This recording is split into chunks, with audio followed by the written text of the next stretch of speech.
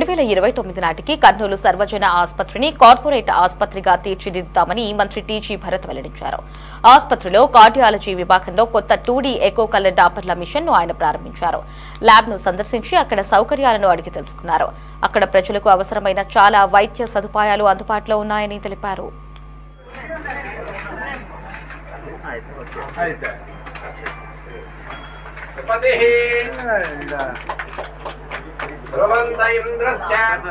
Two D echo machine గురించి already వివరించడం జరిగింది.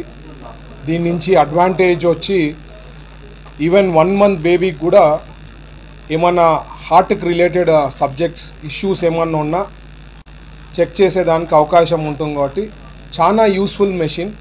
అందులో మీకు అందరూ తెలుసు, కంబైన్డ్ కర్నూలు డిస్ట్రిక్ట్లో మన గవర్నమెంట్ జనరల్ హాస్పిటల్ చాలా పెద్ద హాస్పిటల్. ఈవెన్ వేరియస్ సర్వీసెస్ కూడా ఇక్కడ మన జనరల్ హాస్పిటల్లోనే ఉంటాయి. సో బేసిక్లీ ఫ్యూచర్ అనేది కార్పొరేట్ స్థాయిలో తీసుకోపోవాలనేది మన చంద్రబాబు గారి ఉద్దేశం, ఆయన విజన్. దాని తగ్గట్టుగా హాస్పిటల్ డెవలప్మెంట్ కూడా చాలా బాగా జరగాలనేదే నేను కోరుకుంటున్నా. సూపరింటెండెంట్ గారికి పెద్ద టార్గెట్ అన్నమాట. 2029 లోపల మంచి, అంటే ఎవరన్నా చెప్తే గవర్నమెంట్ హాస్పిటల్ వచ్చి చూస్తే ఇది ఈక్వల్ టు కార్పొరేట్ హాస్పిటల్ అని చెప్పే విధానంలో వర్క్ చేస్తున్నారు. ఖచ్చితంగా ఇష్యూస్ అంటూ ఉంటాయి. అవి issues step by step sort out చేస్తున్నాం. ఎందుకంటే ఎంతో ఫండ్స్ రిక్వైర్మెంట్ ఉంటుంది.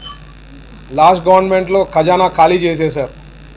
ఈవెన్ కొన్ని సర్వీసెస్ కొంత అమౌంట్తో కూడా స్టార్ట్ చేసేదానికి అవకాశం ఉంటుంది. లేకపోతే O&M ఛార్జెస్ కూడా డిలే చేయడము, ఇట్లాంటివి ఎన్నో ప్రాబ్లమ్స్ ప్రీవియస్ గవర్నమెంట్లో చేయడం జరిగింది. బట్ అవన్నీ కూడా సార్ట్అవుట్ చేస్తూ ఖచ్చితంగా నాకు తెలిసి one of the best government hospital అని చెప్పి త్వరలో, అంటే వితిన్ 29 లోపల మీరే ప్రజలే అందరూ కూడా చూసి మన హాస్పిటల్ని